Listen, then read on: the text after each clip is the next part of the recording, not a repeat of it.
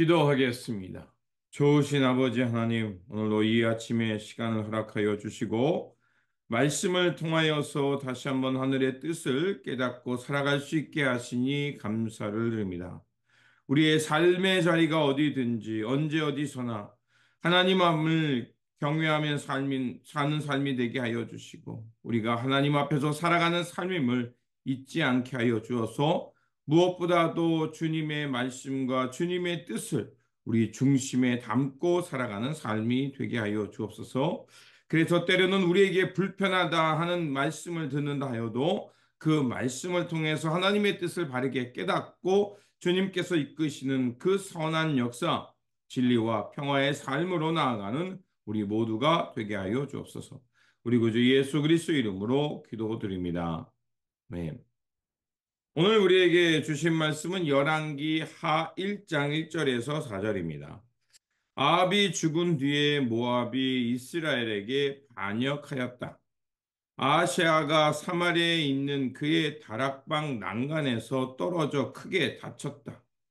그래서 그는 사절단을 에그론의 신 바알 세수부에게 보내어 자기의 병이 나을 수 있을지를 물어보게 하였다. 그때 주님의 천사가 나타나서 디셉 사람 엘리야를 보고 사마리아 왕의 사절단을 만나서 이렇게 전하라고 명령하였다. 너희가 에그론의 신 바알 세붑에게 물러 가다니 이스라엘에 하나님이 계시지 않느냐. 그러므로 나 주가 말한다. 내가 올라가 누운 그 병상에서 일어나 내려오지 못하고 죽고 말 것이다. 엘리야는 천사가 시키는 대로 하였다. 아멘. 오늘 본문 말씀은 엘리야의 두 번의 회개 요청에도 불구하고 그 아하시아 왕은 회개하지 않고 결국 죽음을 당하는 말씀입니다. 아합 왕이 죽은 후에 그의 아들 아하시아가 북이스라엘을 통치하게 되었습니다. 북왕국이 창건된 이래 아합 왕 때가 가장 번성했다고 합니다. 하지만 이렇게 경제적으로 번성했지만 그때가 가장 하나님 앞에서 죄악을 많이 범했고 그러다가 아합 왕이 죽게 되자 점점 국력은 쇠약해집니다. 북왕국 왕의 왕이 되었던 아하시아가 다락방에서 그만 떨어져 병들게 됩니다. 그러자 사절단을 그 에그론의 시인 바알 세붑에게 보내어서 지금 자기의 병이 나을지 안 나을지 이것을 물어보게 하려고 합니다. 그는 아합 왕 때 여호와 하나님이 이스라엘의 살아계심을 보았을 겁니다. 그럼에도 불구하고 위기의 순간이 이르렀을 때 하나님을 찾는 것이 아니라 오히려 바알 세붑을 찾습니다. 그만큼 이게 그 어려서부터 신앙 교육을 어떻게 받느냐가 참으로 중요합니다.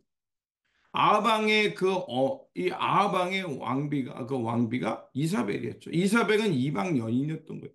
그러니까 아무리 아버지 쪽에 혹은 이스라엘의 하나님의 역사가 일어나도 그 모계로부터 전해오는 그 신앙의 영향력이 무시 못한다는 겁니다.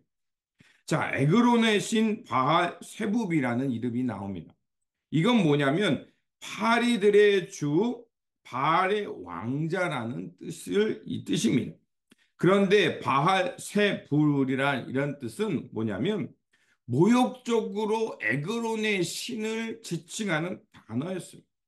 그런데 지금 아하시아가 자기의 몸이 병들게 되자 자기의 병세가 나을지 낫지 않을지를 지금 어디에게 묻냐면 바알세붑에게 묻습니다. 즉 자신들이 무시하고 낮추면서 모욕적으로 생각했던 그 신에게 찾아가서 지금 자기의 미래를 묻고 있는 거예요.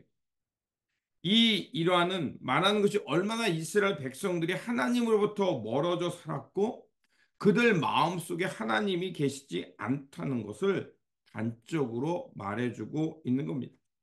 그렇게 그 사절단이 내려가려고 할 때 하나님은 엘리야를 보내서 그들 가운데 하나님의 뜻을 전합니다. 그게 3절입니다. 그때 주님의 천사가 나타나서 디셉 사람 엘리야를 보고 사마리아 왕의 사절단을 만나 이렇게 전하라고 명령하였다. 너희가 에그론의 신 바알 세부백에 물으러 가다니 이스라엘에 하나님이 계시지 않느냐. 이 물음 속에 하나님의 답답한 심정이 담겨져 있습니다. 하나님은 시내산의 언약을 통해서 그들을 그 하나님의 백성으로 삼아 주셨고 너희들이 그 땅에서 하나님의 이 언약을 지키며 하나님의 그 제사장의 나라로 만민의 그 하나님을 경외하는 백성으로 살라고 본이 되도록 하게 하셨습니다. 하지만 그들은 이스라엘의 언약을 하나님께서 이스라엘에게 주신 언약을 버렸고 풍요와 다신을 쫓다가 결국 분리되었고 급기야 아예 하나님을 잃어버리는 그런 역사 속에 빠지게 된 겁니다. 가까이 계시는 또 그들을 역사 가운데 구원하시고 하나님의 나라를 주셨던 하나님을 찾는 게 아니라 오히려 하나님의 뜻을 거스리면서 자신들도 비난하는 그리고 믿는 하나님 신이 열등하다고 생각하는 그 바알 세부백에 그 자신의 미래를 맡기고 뜻을 묻는 그 어리석음의 길을 간 것입니다. 자, 이 당신이 침상에서 내려오지 못하고 죽게 되올 것이라는 이 이야기를 듣게 되자 아하시아 왕은 분노합니다. 그러니까 엘리야를 체포하기 위해 50부장과 부하를 보내게 됩니다. 하지만 그들이 거만하게 그 엘리야를 불러내려고 할 때 하늘에서 불이 내려서 두 번이나 50부장과 그 부하들이 죽게 됩니다. 그리고 아하시아 왕은 더 이상 침상에서 내려오지 못하고 그리고 죽게 됩니다. 자, 마지막으로 하나님께서 또 이 불순종하지만 그 50부장을 또 보내고 자기의 목숨을 좀 살려다고 이번에는 이제 달랐죠. 그때는 50부장과 부하들이 거만해서 여호와 그 왕에게 이런 불길한 얘기를 하니까 막 분노하면서 엘리야를 찾다가 그 세 번째로 왔던 이 50부장과 부하들은 제발 우리의 목숨을 좀 살려달라고. 우리는 왕의 명령을 들어서 당신을 찾으러 왔다고 하면서 엘리야가 내려오게 됩니다. 자, 이런 이야기들을 통해서 말하는 것은 하나님께서 계속해서 그들에게 경고의 메시지를 주고 있는 거예요.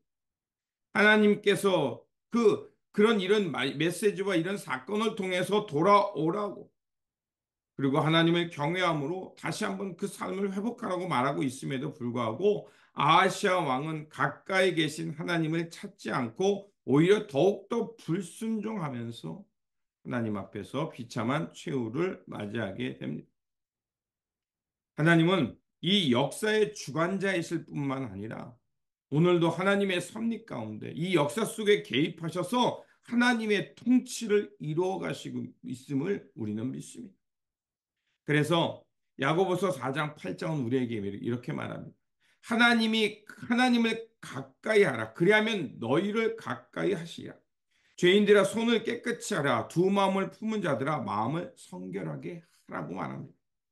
우리가 무엇보다도 이 하나님을 먼저 생각할 줄 아는 삶. 그리고 혹시 우리가 하나님 앞에서 마음이 갈라져 있는 것은 아닌지 늘 점검하며 살라는 것입니다. 그러므로 다시 한번 우리가 어떤 하나님의 마음으로 하나님 앞에서 어떤 마음으로 살고 있는지 지금 우리가 가까이 계신 하나님의 뜻을 찾고 하나님의 나라를 구하고 있는 것인지 아니면 오늘도 세상에 휘말려서 세상의 욕망 가운데 살고 있는 것은 아닌지 잘 돌아보면서 오늘도 우리에게 주어진 이 일상 속에서 가까이 계신 하나님을 찾으며 그분의 뜻을 붙들고 어떻게든지 하나님의 나라를 향해 살도록 몸부림치며 살아가는 저와 여러분들이 되시기를 주님의 이름으로 축원드립니다. 기도하겠습니다. 전능하신 하나님, 오늘 말씀을 통해서 경고하시고 우리의 마음을 보게 하시는 하나님, 다시 한번 주님의 이 뜻을 보게 하시니 감사를 드립니다. 주님의 사랑의 경고 앞에 순종하며 성령님을 의지하며 말씀 또 주님의 뜻을 따라 살게 하여 주옵소서. 그래서 우리의 중심에 세상의 욕망이 아닌 하나님의 마음이 근본이 되게 하시고 저희들의 말과 행동, 작은 몸짓 하나하나가 예수 그리스도의 향기와 하나님 나라를 드러내는 이정표와 같은 삶이 되게 하여 주옵소서. 우리 구주 예수 그리스도 이름으로 기도드립니다. 아멘.